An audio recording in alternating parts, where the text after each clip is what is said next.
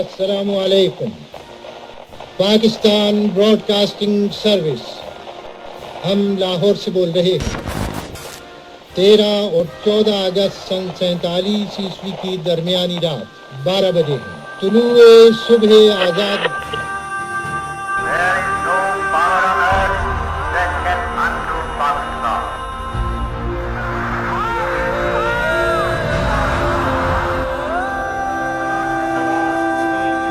آزادی ایک ایسا لفظ جو صرف 7 حرفوں پر مشتمل ہے، مگر اس کے پیچھے قربانیوں کی ایک پوری تاریخ چھپی ہوئی ہے.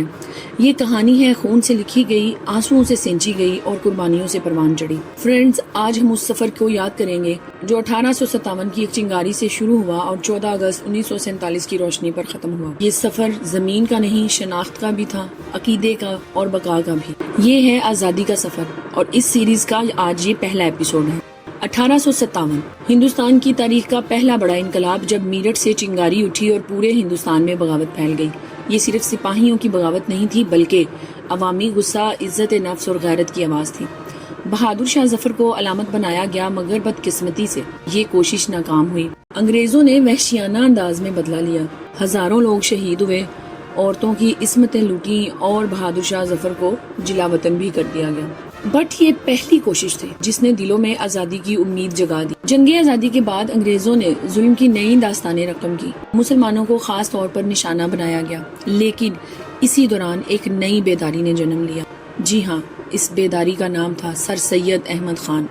سر سید احمد خان نے تعلیم کو ہتھیار بنایا. تحریک علی گڑھ نے برصغیر میں علم کی شمع جلائی. تحریک خلافت اور تحریک ہجرت کی تحریکوں نے مسلمانوں کے جذبات کو ابھارا. اسی دوران 1930 میں علامہ اقبال رحمۃ اللہ علیہ نے تصور پاکستان پیش کیا، ایک علیحدہ ریاست کا خواب. فرینڈز، قائد اعظم محمد علی جناح نے وہی خواب عملی جدوجہد میں بدل دیا. قربانیاں، گرفتاریاں، جیلیں اور لاشیں، مگر حوصلے بلند رہے. پھر آیا دن 23 مارچ 1940 کا. لاہور کے منٹو پارک میں لاکھوں کا اجتماع ہوا. یہ واضح کر دیا گیا کہ مسلمان ایک الگ قوم ہے، ان کا مذہب، ثقافت اور طرز زندگی بالکل مختلف ہے. اب جنگ کا رخ واضح ہو چکا تھا. 1946 کے انتخابات میں مسلم لیگ کی کامیابی نے ثابت کر دیا کہ مسلمان الگ وطن چاہتے ہیں. لیکن اب جب تقسیم ہند کا وقت آیا تو صرف زمین نہیں بٹی، دل بھی بٹے، خاندان بھی اور بستیاں بھی. لاکھوں مسلمان ہجرت کے دوران مارے گئے، عورتوں کی عصمتیں لوٹی گئیں، ٹرینیں لاشوں سے بھری ہوئی پہنچتی تھی. فرینڈز، 1947 کی تقسیم ہند میں ہونے والی ہلاکتوں کی صحیح تعداد کا کوئی حتمی ریکارڈ موجود نہیں ہے، کیونکہ اس وقت حالات اتنے خراب تھے کہ درست گنتی ممکن نہ تھی. بٹ کچھ تحقیق اور اس وقت کی رپورٹس کے مطابق 5 لاکھ سے 10 لاکھ کے درمیان لوگ قتل ہوئے تھے. اس کے علاوہ اس خون ریزی میں بڑے پیمانے پر قتل و غارت، فسادات اور جبری ہجرتیں شامل تھیں اور تقریباً 1.5 کروڑ افراد کو اپنے گھر بار چھوڑنے پڑے تھے، جو انسانی تاریخ کی سب سے بڑی ہجرت تھی. مگر پھر اس کے بعد وہ دن آیا، 14 اگست 1947 کی شب، جب گھڑیوں پر 12 بجے دنیا کے نقشے پر ایک نئی ریاست ابھری، اسلامی جمہوریہ پاکستان. یہ صرف ایک ملک نہیں تھا، یہ قربانیوں کا سلسلہ تھا. قائد اعظم محمد علی جناح رحمۃ اللہ علیہ کی قیادت، عوام کا جذبہ، شہداء کا خون، سب رنگ لے آئے. لاکھوں مسلمانوں نے اپنے گھر بار، جان و مال سب قربان کر دیا، صرف اس وطن کے لیے. یہ تھی حقیقی آزادی. لیکن سوال یہ ہے، کیا ہم نے آزادی کی قدر کی؟ کیا ہم ان قربانیوں کو یاد رکھتے ہیں؟ کیا ہم نے وہ پاکستان بنایا جس کا خواب علامہ اقبال نے دیکھا تھا؟ آزادی صرف ایک دن منانے کا نام نہیں ہے یا باجے بجانے کا نام نہیں ہے، بلکہ ہر دن اس سے سنوارنے کا نام ہے. یہ ایک نعمت ہے جس کی قیمت ان سے پوچھو جو غلامی کی زنجیروں میں جکڑے ہوئے ہیں.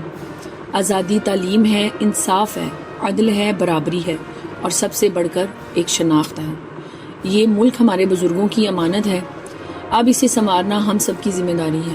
نوجوانوں، یہ وطن تمہارا ہے، اس سے علم، خدمت اور اخلاص سے مضبوط بناؤ تاکہ اگلی نسلیں بھی فخر سے کہہ سکیں، ہاں ہم آزاد ہیں اور اس آزادی کے قابل بھی ہیں. فرینڈز، پاکستان وہ خواب ہے جو حقیقت بنا، ایک ایسی حقیقت جسے خون، آنسو اور قربانیوں سے خریدا گیا. آئیے آج ہم سب عہد کریں کہ ہم اس آزادی کی قدر کریں گے، اسے بچائیں گے اور اس وطن کو وہی عظمت دیں گے جس کا وعدہ کیا گیا تھا. امید ہے آپ کو یہ آج کی مختصر سی ویڈیو پسند آئی ہوگی. اگر ویڈیو پسند آئی ہو تو اس کو لائک کیجئے بیل آئیکن کو دبائیے اور چینل کو سبسکرائب کرنا نہ بھولیں۔ پاکستان زندہ باد۔